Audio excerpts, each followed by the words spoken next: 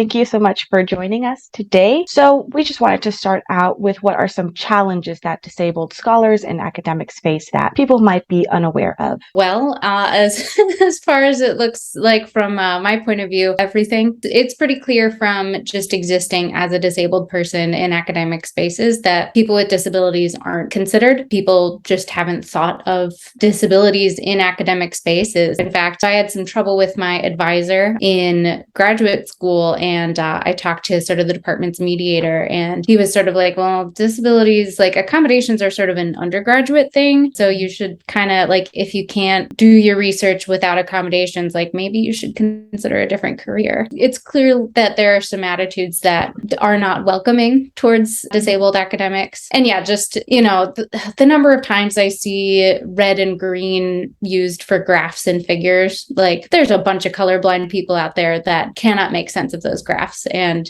that's just such a simple thing. So yeah, I think the biggest challenge is just being acknowledged. I think maybe it's even harder with people with invisible disabilities, right? When we talk about disability, oftentimes the conversation kind of goes to like people in wheelchairs and like building accessibility, like have an elevator and stuff like that. But oftentimes, like you said, it's colors, it's fonts. Sometimes for people with dyslexia, have a harder time reading certain fonts and stuff like that. Yeah, usually you're exactly right. We think of disabilities as being like deafness, blindness, and like mobility limitations associated with wheelchair use, but like disabilities can be intermittent. We had to cancel our initial scheduled meeting because I had a migraine. There's also a possibility for, disabilities that are unpredictable, like Tourette's syndrome, or like, some have depression, good and bad days. Some disabilities can be acquired. So like you can break a leg, that's a disability. So yeah, there's a huge diversity out there. It's not just, the ones that you typically think of. And, you kind of mentioned how when you had kind of reached out for help needing certain accommodations, you were kind of met with a little bit of kind of like a you problem type of attitude. And basically it was suggested that this space wasn't for you. I would assume, you're not the only one who's kind of had that type of interaction. So, can you talk a little bit more about how that made you feel and whether you did kind of feel that maybe you wouldn't have a place in academia? Yeah, so actually I'll just kind of tell my story. I'm a biologist. I'm really interested in evolution, and I got a master's degree in paleontology, and then I decided to get a PhD, and I went to the University of Florida for that. And my advisor was not the most supportive. I asked for accommodations. Well, actually, it was pretty clear that like my ADHD, that's my main disability is ADHD. It was pretty clear that the lab environment was just not a good space for me. I had a lot of reading that I had to do, and the lab space was an open plan lab space, which is great for getting to know people. There are tons of advantages to it, but with the machines beeping and like, people chatting all the time, I couldn't focus on my reading. So like I asked to work from home. This was pre-pandemic. So working from home was kind of a weird thing to ask for. And my advisor said no, like if you want to read at home, like you can do so after business hours. But my meds I take Adderall, and that's a stimulant. And if I take it after like 10 a.m., I can't sleep at night. It was really challenging to get my work done, and I fell behind. So yeah, I asked my advisor for accommodations, and he said no. If you can't make it work in our lab, then you're a bad fit and you should find a new advisor. I tried, but it didn't work. And I went to the disability office to try to get accommodations, and they said they weren't really equipped to handle what I was asking for. They were happy to give me extra time on a test, but navigating an advisor-advisee relationship, they weren't really able to do that. I went to the department chair, I went to the department mediator, I went to the ombudsman, I filed a complaint with the registrar's office and with the ADA office, and with the ombudsman, and nobody helped. I told the entire faculty of the biology department. I went to a faculty meeting and told them my story, and nobody did anything to help. So I had to leave my program in the university. I am right now unaffiliated. I don't have a lab. I don't have a university. I'm fortunate that my study subject is something that I can do my research without institutional support, but that's been really challenging. So yeah, I don't feel like I am welcome in academic spaces. And it's been made very clear that it's not just a feeling, it's demonstrable that I am not welcome. No, I can empathize with what you're saying, because I also have ADHD. And Yes. sometimes for me, just taking exams, and I'm like, but there are like people clicking their pens, and there's like the fan is like, I can hear it, and there's like all these little things, but there are so many distractions. I mean, I used to have this conversation when I was doing my master's all the time. People were like, why don't you go to the library to study? And I'm like, because there are like 100 people at all. And I need to like sit in my room by myself and just like focus. Yes. Oh, yeah. That's the best place for me, is just like hanging out on my couch. I do want to say, I am very sorry that, they weren't accommodating. Maybe the accommodations offered aren't entirely thought through, because I know that mainly for ADHD, it's just kind of like, well, you can have extra time on a test, but that isn't always, what you have.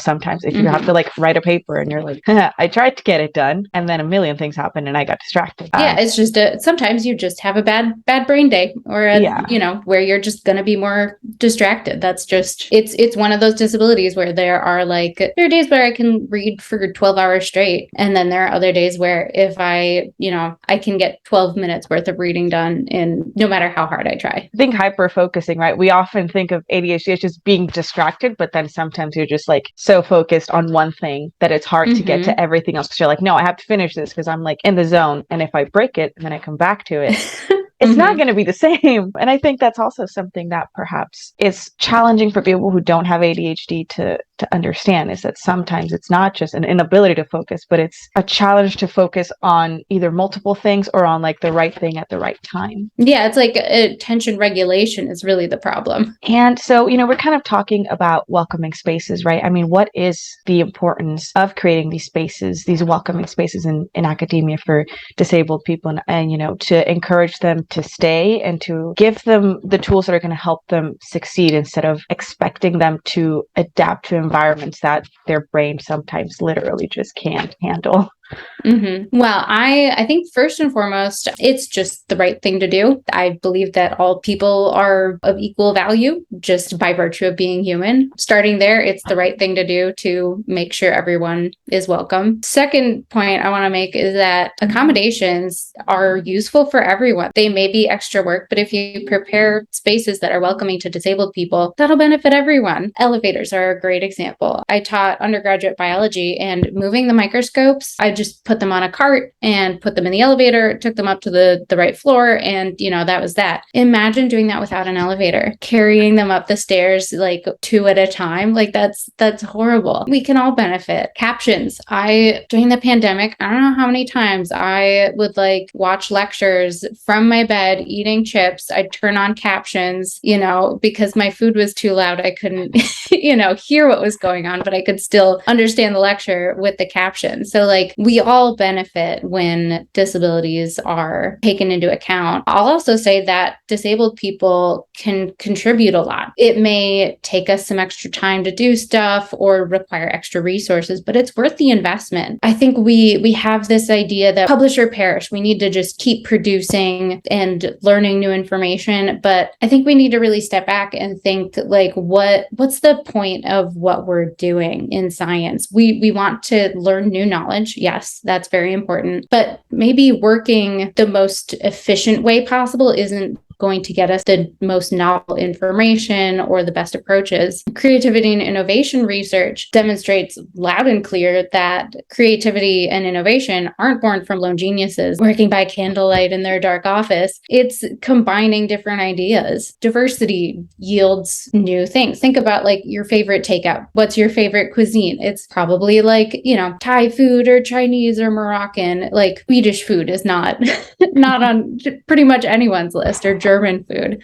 And those cuisines are born from combining different food cultures and a diversity of ingredients that other less popular cuisines don't have. It's not about any culture being better than the others. It's just about the combination of different influences and different ingredients and different approaches to things. What would you say administrators and staff could do to better support disabled academics? Perhaps if we could go a little bit more into detail on maybe specifics that would have helped you, aside from, maybe instead of working from home, if they could have offered to have you work in the lab at a time where everyone else wasn't there, or, something like that. I think the first thing to keep in mind is that providing accommodations is is the law. Section 504 of the Rehabilitation Act and the Americans with Disabilities Act supposedly guarantee that everyone, students, faculty, staff, has an equal shot at success. They should be provided with the conditions that will allow them an equal shot at success as non-disabled peers.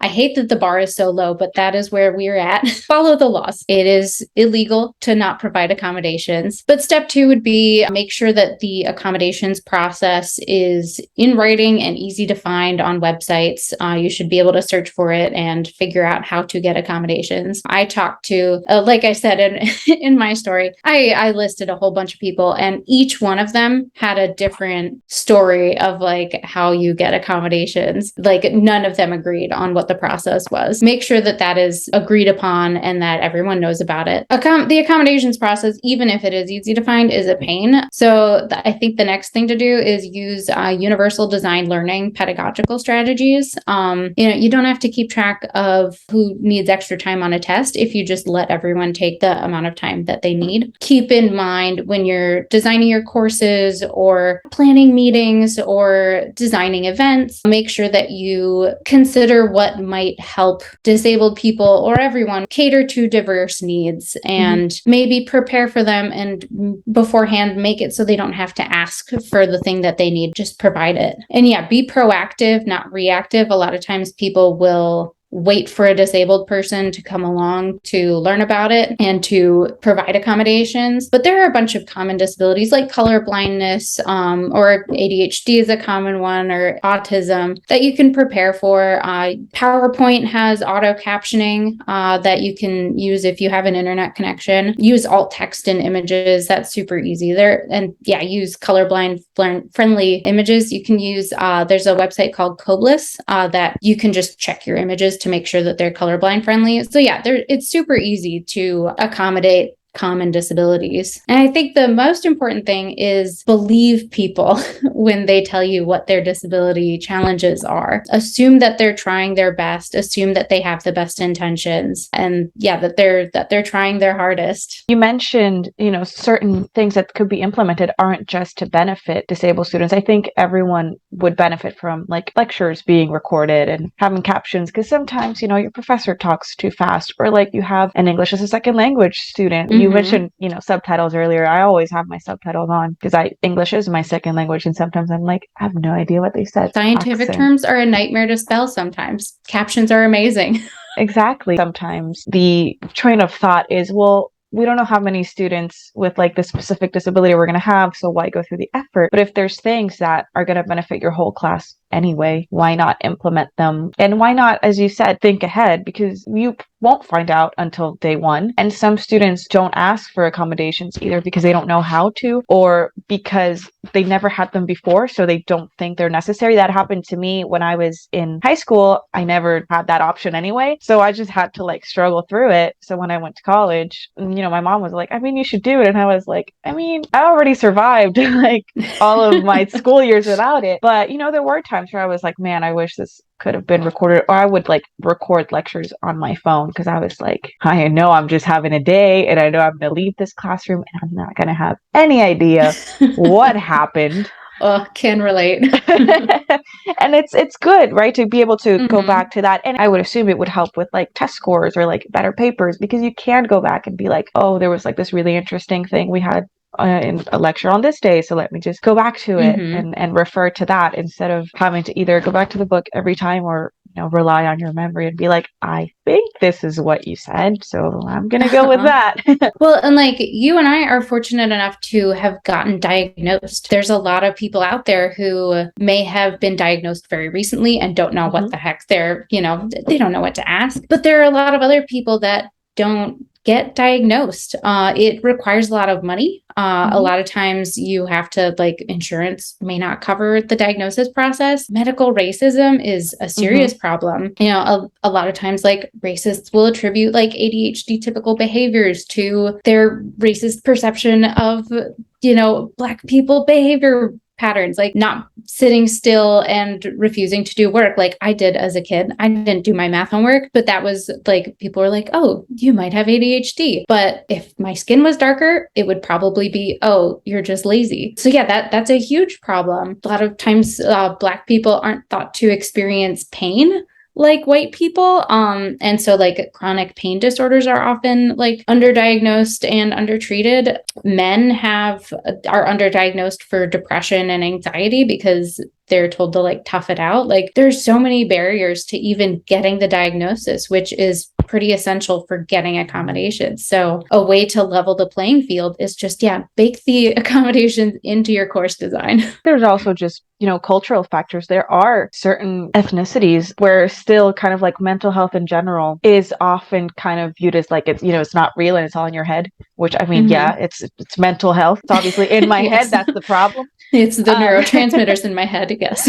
Yeah. And, that oftentimes you might even have a diagnosis, but because of the way that you grew up or the people around you, you feel like it's not valid and you just have to try harder. I had somebody I used to help in a writing center who I just knew. I was like, you are so ADHD because this is how I am when I'm not following my process for like writing papers. And for example, in terms of like accommodations, I'd just be like, okay, we're not going to sit here because you can't focus if we're just sitting down. So I would just like be like, okay, walk around, tell me everything you know about this topic. I'm going to record it so we have it there. And then we'll, write it down and make it make sense because I know you're going to be jumping from idea to idea, but it all makes sense. Because you start backtracking those thoughts and you're like, this is how I got to this point, by the way. And it's good to have, that recording there. And, they had told me, they were like, well, when I was little, I was diagnosed, but I thought, there's so many people who are diagnosed with ADHD, so it probably wasn't right. They just kind of gave it to me. Or, that breaks my heart.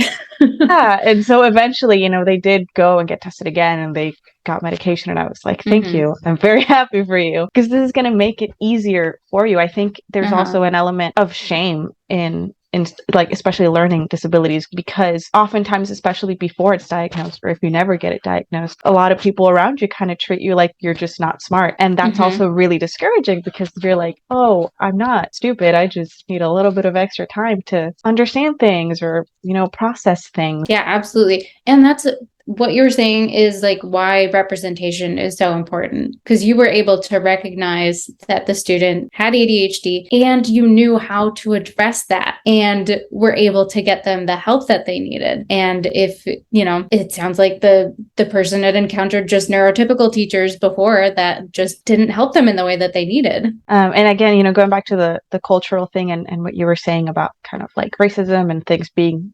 misinterpreted. When I was in school, I had a teacher just in front of our entire class just be like, I don't believe ADHD is real. I think you just have like impulse issues and I'm not going to accommodate you. So like sort yourself out. Where do you think those impulse issues come from? Like, ma'am, like I literally cannot. I've tried very hard, but I cannot, and I think there's also, shame about the accommodations, about medication. And I think especially when you're younger, right? I think once you're in college, people are a little bit more mature and you might feel a little bit more comfortable asking. But I think especially when you're younger, you don't want to be put in a position where everyone's asking, well, why do you get to stay after the test is done? Or why do you get to like have an aid or something, where it does become a little bit uncomfortable. So I guess also normalizing these things and offering them for everyone in a way can also minimize kind of that shame and that anxiety of having to ask. Yeah, singling people out, especially when you're like a preteen or whatever. That's very isolating. Kind of shifting gears a little bit, how do you think that being disabled informs the way that you research, write, and teach? I mean, obviously, like my ADHD controls my schedule and my, the way that I approach my research. Just some days I'm gonna not be able to focus, and those are good days to do chores or like do like certain menial like data processing tasks. I'm not going to be able to do any writing. There are some days where I'll be very focused on writing, but in terms of just like my identity as a disabled person, I think it has really helped me develop empathy, which is I think one of of my greatest strengths as a writer and a teacher and a scientist, because I view the world differently and approach things differently, and I have different needs. I'm aware that I have different needs, and there are other people out there. I'm not the normal one, which means there are other people out there with, different needs from me that I need to pay attention to, and that are going to be the main people that I'm communicating with. So I really need to step into their shoes. And it's sort of, given me a lot of practice in stepping into other people's shoes. How do they think about these things? How do they understand things? How are they processing new information? How are they learning it? And so, I think just having that practice has made me really good at addressing, different learning needs, presenting information in diverse ways. That's not just something you can use for teaching. That's something you can use for writing, like designing poster presentations. How are people's eyes going to move on your poster? And how long a sentence are people willing to read? How important are images? Things like that. It all sort of factors in, and paying attention to how different people process things has helped me make some, I think, really great, posters and, papers, and Twitter also, like learning how much people can focus on has helped me, craft some good Twitter threads that have, helped inform people about science. I think that also goes back to the whole idea of different ways that people learn. Because, when I first started my undergrad, we kind of had this whole seminar one day about like different learning styles. And I was like, great, but where is this in the classroom? Because it's very much the standard, like here's a PowerPoint or like here's a lecture. How do people who learn by doing things get to learn? How do people, who learn, just visually or like auditorily or by speaking and stuff like that? I think it's something that definitely would benefit implementing it in a more practical way in the classroom. Absolutely, yeah. And so how do you think writing and rhetoric can be more reflective of diverse backgrounds and experiences? I think in terms of the rhetoric itself, disabled people are so diverse. I think there's like little things. One big pet peeve for, I think, the disabled community in general is euphemizing the word disabilities and disabled people. It's okay to say disabled people. You don't have to, say differently abled or, special needs. I think that sort of comes from this philosophy of people are worth their work. And we need to, in order to maintain the thought that all people are equal, we need to pretend that they're all going to be equally productive and produce things of value for society. And so, that saying, oh, they're just specially able, they have different abilities, it sort of holds people to a weird productivity standard. And like, I don't know, that's, I think, where that tendency comes from. But if you come at it from the idea that people are equal just by virtue of being people, then it's fine if some people aren't as productive as others. And so, saying like, I am worse at being on time than other people. that is okay. I'm still a person and have equal worth to, the most punctual person. That's pretty much my only like rhetorical gripe. I think the main thing with writing and disabilities is more about format. A lot of people access writing through screen readers, and a lot of PDFs are not screen reader friendly. A lot of websites are not screen reader friendly. So make sure that whatever you're writing, blog posts or, scientific papers, are going to be screen reader friendly. Use alt text in your images. Use headings to make things easier to navigate. There's just like a bunch of simple things that you can do to make your writing more accessible to people who may not be capable of actually reading, seeing words that are written. So how do you think then writing can help empower disabled academics? I think writing is essential for at least my journey, writing and reading the works of others. Only about 2% of STEM PhD holders are disabled. So there aren't that many of us. There was only one other person in my cohort in my PhD program that identified as disabled. We really rely on the works of others to lift us up and connect us. I benefited so much more from reading the writings of disabled people that I haven't even met yet. or, probably will never meet than any psychiatrist or psychologist. Yeah, just, reading essays and blog posts and Twitter has been amazing. Short, sweet little things. Just this morning, I learned that we have a higher frequency of what's called microsaccades. So the way that our eyes jump around, we don't really read in a straight line because our eyes are bouncing all over the place. That happens more frequently with ADHD people than with neurotypical people. I learned that just this morning from Twitter. And it was something that I noticed that happened to me. I always had trouble reading out loud in class because my eyes would just bounce around. It can be amazingly informative. A lot of disability treatment is geared towards making disabled people fit in. A lot of times with ADHD especially, it's seen as like a hyper kid thing. And so the goal is to get the kid to sit still and not annoy the teacher or the parents. It's not necessarily about improving our quality of life. So there are a lot of weird symptoms that we don't learn about from mental health professionals. And we just have to piece it together for ourselves. And writing is the way that we do it. I know that my attitudes towards disabilities have changed so much because of things that I've read, just, stuff I've found on the internet, stuff written by, previous disabled people at my university. Here's how to deal with the accommodations process. Here's how to make it in grad school as a disabled person. Writing is absolutely essential for helping us through and building community. That's a big one. Why is it important to, I guess, create a space where these disabilities aren't, we're not being forced to hide? So why is allowing disabilities to be presented as they are across disciplines? It's really hard to navigate the world in an environment that's not built for you. There's sort of two main schools of thought in dealing with disabilities. There's the medical model of disabilities, which is sort of disabilities are a problem. Normal is good, and anything different than normal is bad. Every disabled person should be able to be brought to a normal state. Actually, a classic medical model example would be glasses. The most common vision problems are nearsightedness and farsightedness. You just go to the optometrist, get some lenses, put them over your eyes, and that's fixed. Very easy. But there are so many disabilities that don't have easy fixes.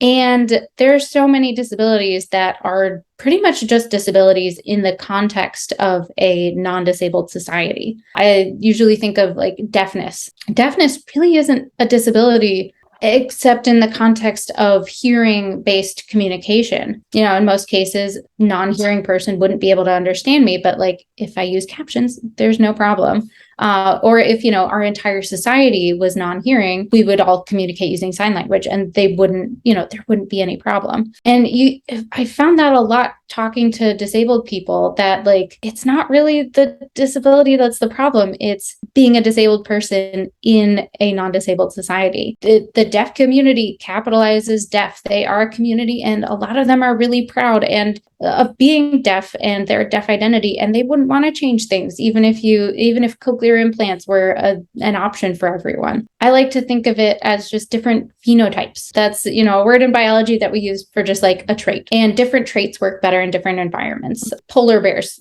their fur, awesome for living in the Arctic, but if you put a polar bear in Miami, it would not do great.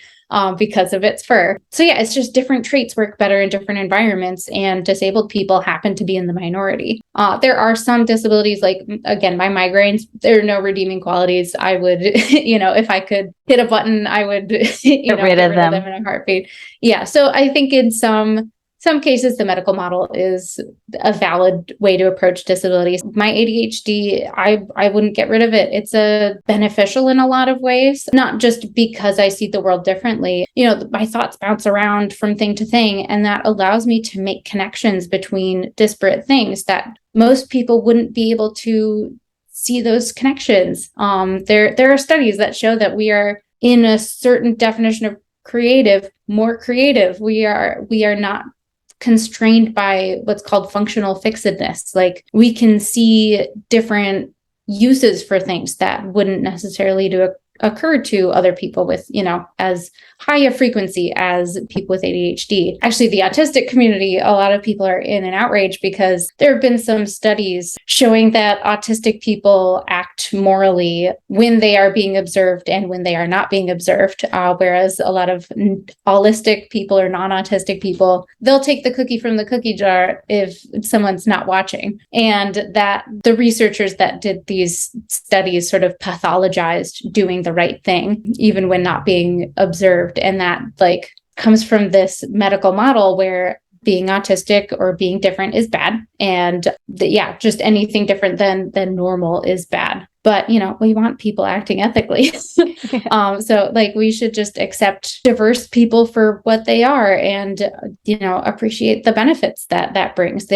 Disabilities, or what are framed as disabilities, come with advantages. And we as a society can benefit if we allow disabled people to exist in professional spaces and thrive. Then we can benefit from the good qualities that we bring to the table. Do you think that then there is perhaps a dismissiveness then to, people with disabilities, in the sense that, as you were saying, there's kind of this constant desire to find a cure or to fix it, when, the longer you've lived with a disability, the more it's part of your identity. Then a lot of the, accommodations or, solutions out there can be quite dismissive of people and their identities. Oh, absolutely. I think, it's a lot of times we like to pass the buck of responsibility. We want people to, pay for their treatment, go buy a wheelchair and then you can get around, buy your medication, then you'll be able to, be normal, learn how to fit in, learn how normal people behave, and you'll be able to fit in. The responsibility is put a lot of times on the disabled person based on the medical model. The other model is the social model, or I kind of want to rebrand it as the ecological model of disabilities, where it's more about how the disabled person is in the context of their environment, which involves buy-in from the environment creators and the people in the environment, which requires work. And a lot of people really don't want to put the work in. It's hard. I'll admit it. There's a lot of disabilities have conflicting needs. There are captions on the screen. Sometimes people will get distracted by the captions and won't be able to focus. It's hard to balance needs. Some people even have conflicting needs within themselves. Needing stimulation and also silence for ADHD. It's hard to find that balance, and it's hard for an outsider to understand and relate to these things. Or actually, it's impossible to fully understand what disabled people need when every disabled person needs different things. And I think people are very afraid of getting it wrong, so they just don't try. Even those with the best intentions are kind of freaked out by it and kind of don't want to deal with it. So they are, I think, oftentimes dismissive. Just, it's a you problem, you go figure it out. So then what do you think are some misconceptions that people have about being disabled in academia? A big one is that I think there are a couple, aside from just that they don't exist, because we do, we exist, and we are productive researchers. We can do the work. I think a big one is that the system works, that you can ask for accommodations and you will get accommodations. I don't think I've talked to a single disabled person that has been satisfied with the accommodations process, because people are dismissive, because a lot of it isn't stuff that you can necessarily mandate. You can't, forbid people from clicking their pens, during a lecture. So there's a lot that just you can't necessarily provide for with the accommodations process. It's designed to be restrictive. It sort of assumes that there are going to be non-disabled people that are trying to get a free pass, people who are trying to get a leg up. They set the bar pretty high for you need to prove that you're disabled and prove that you need these accommodations. Absolutely. Well, as we are wrapping up here, is there anything else that you wanted to share with us today? No, I think told my story, told told my my opinions and thoughts. I will say that if you are disabled, you can find your community. It exists out there. I recommend social media for this. Ask for help, even just a buddy. The disabled community is one of the most welcoming spaces that I've ever encountered, and I've made some actual friends just, through chatting about things on social media. Don't be afraid, jump in, get to know people. All right, perfect. Well, thank you very much. Yeah, and thank you. This is such a great project. People like you allow people like me to retain my voice, even when I don't feel super welcome. So thank you so much. Of course.